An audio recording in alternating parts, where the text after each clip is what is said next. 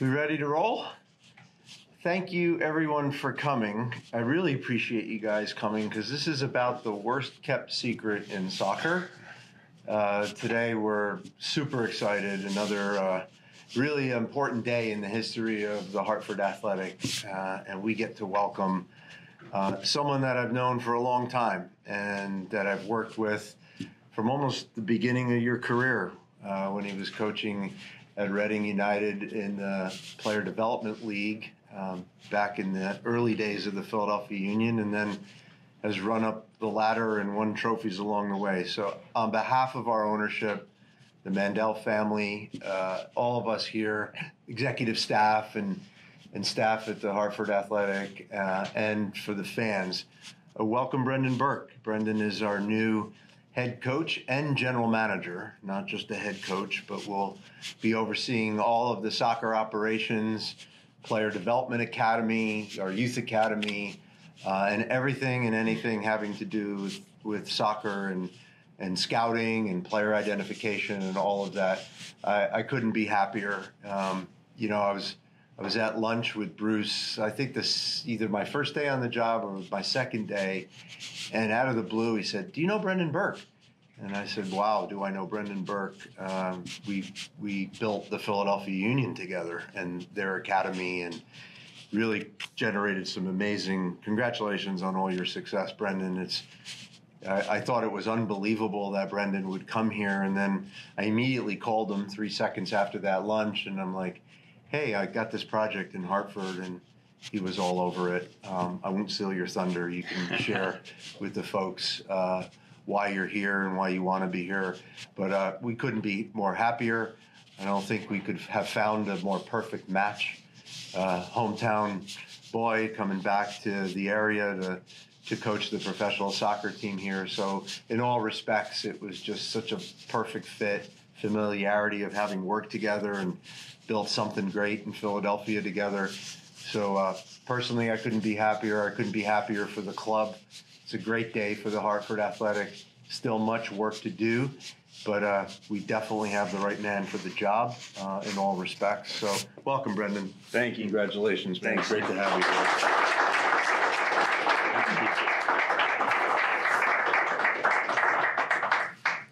I'm excited to be here. This club has had too many of these days over the years. Hopefully this is the last one for a long time. I am a New England native, so this one's near and dear to my heart. This is a really special day for my friends, my family, my wife and kids. I want to thank Bruce and the ownership group and Nick. We've had a long-standing relationship and been very successful over the years when we worked together. My time in Philadelphia was special, almost 10 years there. My time in Colorado in this league in a similar undertaking was special, where, the team needed a jolt, a boost, and we were able to provide that. So when Nick called me, yes, I think I hesitated for about 3 seconds before I said, "I'm in, let's figure this out." I was on a new project in Houston, which went very, very well, and I loved my time there. And I'm very thankful to Pat Onstad and to Ben Olsen for understanding that I wanted to be home, and they made this happen. And they gave me one of the best years of my career down there. So thank you to those guys and the entire staff there in Houston. Just a magical year there, really. But now it's time to bring that to Hartford, and it's time for Hartford to be well and truly on the map. We have a lot of work to do, and we know that. But if our time in Philadelphia taught us anything, it's that when you do the heavy lifting for a number of years, it's very rewarding, and it leads to big things down the road, not just for you, but for everyone around you. So I'm excited to be here. I can't wait to get to work. And again, it's great to be home. Awesome. Happy to take any questions. Brendan, Donald Moore from Hartford Current. First thing you mentioned was that there have been obviously a lot of turnover of coaches here in a short amount of time. From across the field, what have you seen in this franchise that works or doesn't work that you can change or to stop that revolving door? Yeah, I think some of the coaches that have been through here are very good coaches in their own right. I think the margins are very fine at this level and certainly above it. And I think attention to detail sometimes can push you over that line, and you can go from what's viewed as lack of success to success pretty quickly. But there's no quick way to get there. There's no easy way to get there. You need proven players, and the guys have been working hard to provide us with guys that have won in this league consistently. That was one of the first things I said to Nick and David Goldstein with the GFG group, who's helping build out the roster here, is that I want winners, and I want guys that I've worked with before, that I know I can trust, that I know are going to put in, the hard work to get us there. Brendan, how important was it to have the general manager duties as well as the head coach? That's always been important to me. I didn't always have that when I was a younger coach.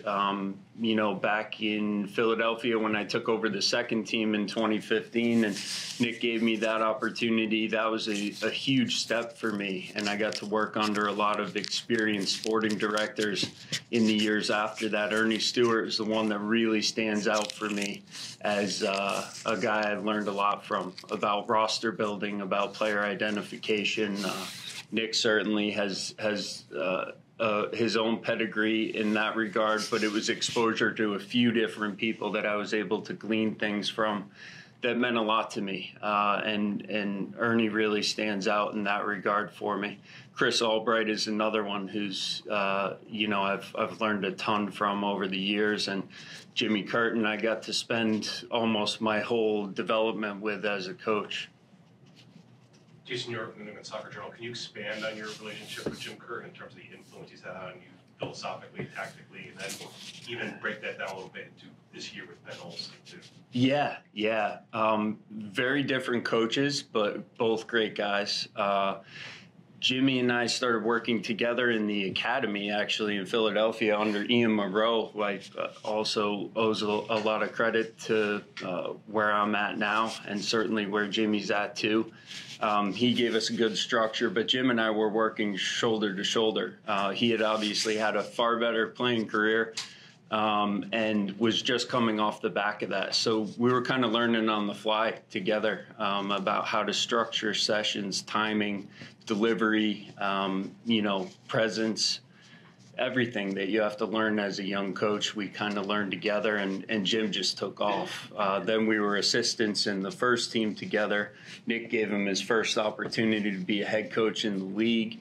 And we kind of went on different paths from there, but we've stayed in contact, and, I've certainly learned quite a bit from him over the years.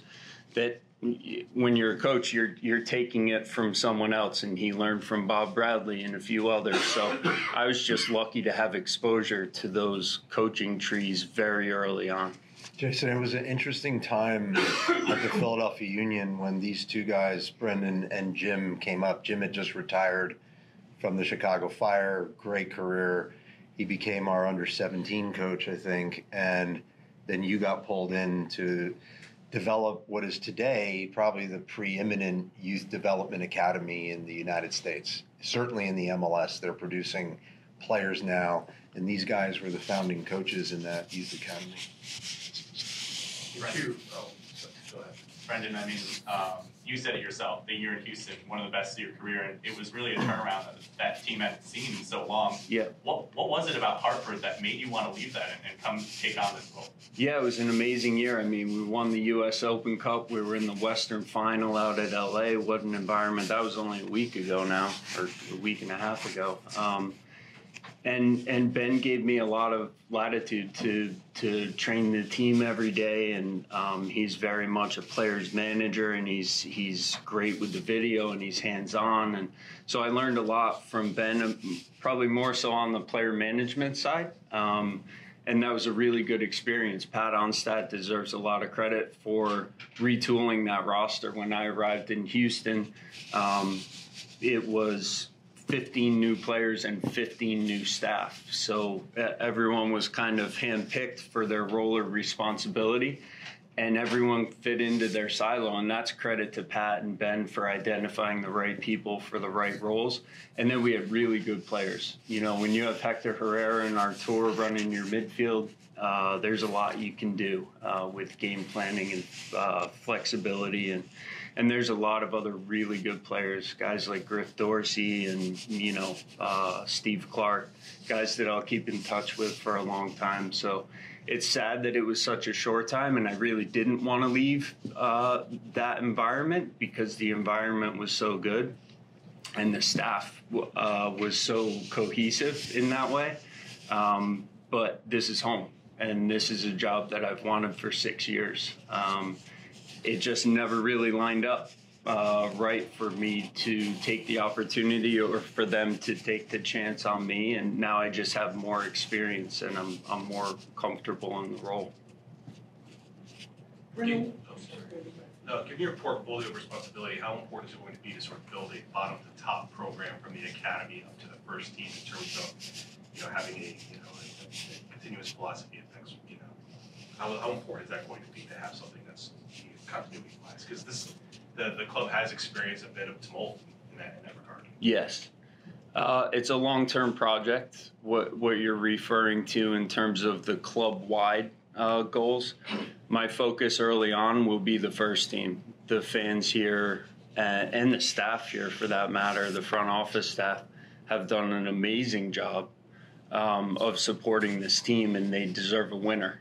They deserve to turn the corner results-wise and to feel how much fun it can be to be part of a winning franchise. And that's my first and primary that's my primary focus, and that's going to get all my time and attention the first year. Quite frankly, I don't have enough bandwidth to go anywhere else with it. But Nick is focused on building out the academy, and long term, we both have a lot of experience that can help in that way. And I think it's the right thing to do anytime you have a pro franchise in the city, certainly of this size, with the number of youth players that we can give opportunities to, meaningful opportunities to grow and develop much faster than what's been out there in the past in this area. That's close to both of our hearts, so that's something that I do want to focus on, but I'd be lying if I said I'd be focused on anything other than the first team in the first year. Hi, Brendan Sonia, WFSB. Welcome to Hartford. Thank you. I am very curious, with your time in Philadelphia and your time in Houston, what is the biggest lesson you've learned from both of those stops that you can apply to your time here at Hartford right away? Yeah, structure and accountability are probably the two biggest things. You know, when a group of players are accountable to each other and the staff, there's no need to raise your voice. There's no need to, ask guys to do things that are outside of their skill set. You have to identify the right guys, bring them into the building, and then there has to be a mutual accountability that we trust that the guy next to us is doing everything he can to prepare for the next game. And I trust that the way we've built out this roster so far, or continue to build out this roster, is with that in mind. Character and timing and experience. Again, winners. Players win soccer games. Coaches just help get them set up. Brendan, what do you think people will notice right away in terms of your style, your signature, the kind of soccer you want to play? What will people see right away? It's going to be an athletic team. We're going to be fast in most positions. That doesn't mean in every position, but we'll be able to break people down one-on-one, and we'll try to find new ways to isolate other teams. There's a lot of good defensive teams in the Eastern Conference of USL, and I've had the benefit of working for about 5 years in the Eastern Conference and 2 in the Western Conference. And there is a bit of a difference. The game's a little more wide open in the West. So we're going to have to do a lot to break teams down here. You know, you're talking about Louisville and Tampa and Indy and certainly Pittsburgh. Great respect for Bob Lilly. Those are really well-organized teams, big, athletic, committed, So I think what you'll see is an adaptability. I've been exposed to a number of different managers, as you mentioned before, and styles, and I'm comfortable shifting in and out of different styles at this point. And I trust that the IQ in the team, although we are going to be on the younger side, the roster will skew quite a bit younger as you see the announcements come out. I trust that these guys have the IQ to be adaptable as well. I mean, you came into this job pretty far into the offseason. It's been about a month now, and the club's already made 4 or 5 signings. I just wonder, have you had any involvement in that in the back end, or is this kind of brand new to you? Some I've been in contact. It was a long process to go through the interview process, and we were very upfront with the guys in Houston, and they were awesome about giving me a little bit of leeway there, but we wanted to be respectful, and I was only focused on coaching Houston. What I did say to David at GFG, David Goldstein, who's done a phenomenal job building out this roster so far, or I should say turning it over, because there were spaces that needed to be cleared. Between David and Nick, they've made a couple great signings already, and they're guys that I have familiarity with. Like Nick said, it was the worst kept secret in the soccer community for quite a while.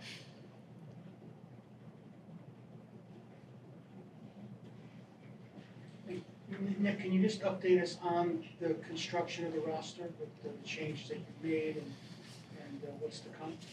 Yeah, so like Brendan said, it was a long interview process that we went through, and obviously being in the business for a long time, you know a lot of people. So when I got appointed, there was a lot of outreach, but of course there was only one choice in my mind, which was Brendan. So Brendan, a lot of conversations about, roster and style of play. And one of the things that struck me when you look at the Hartford Athletic is its teams never had a real identity, and we needed to create that identity. So one of the first things we did, and we did it with ownership too, I failed to recognize the Cal Fiore family is here with us, and Bruce, and we sat and we talked about like what is going to be the identity of this club, and we created with Global Football and David Goldstein, we created criteria. First criteria of what the identity of this club should look like, and what do the fans want, and what should be the character of this club. And then we went by position and created a checklist, basically, like what does a Hartford Athletic player look like as a left back? What does a goalkeeper look like? What do the center backs look like? What do we want our attack to look like? And Brendan was involved in a lot of those discussions through that interview process. And then we went about, we've actually signed more players than we've announced. So new announcements coming up, and it was a hellacious bit of work. I mean, I think we've got 15 or so players signed under contract. We may have only announced 5 or 6. I lose track of it. We're announcing players every day, but that is a painstaking process. We have to watch video. We have to interview the players to get into their heads and see if they fit that criteria of what you want to be. So, like, a lot of people think like, 15 contracts, that's easy to sign. Yeah, sure, I signed them in one day. But there is hours and hours and days of research and work and all of that, conversations through the interview process with Brendan to look at this and rebuild this roster. We feel pretty good about our starting 11 and what we have. And we were talking this morning, Brendan feels pretty good about some of the guys coming off the bench.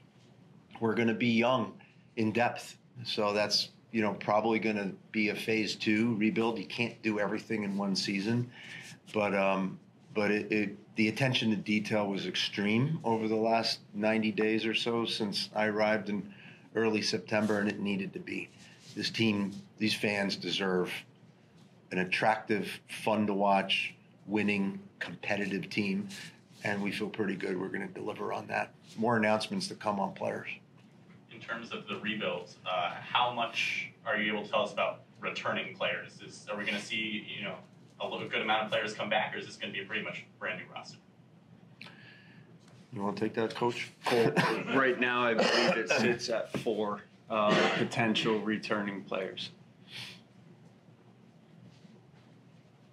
We've announced Danny. Danny's coming back, and he's training with a vengeance, so which is great to hear.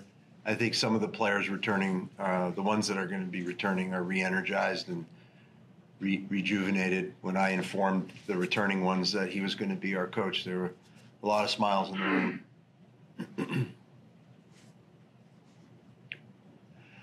Awesome. Well, thank you all for coming to officially welcome Brendan. Some of you knew about this, but to have you here is real special. Always appreciate you guys showing up.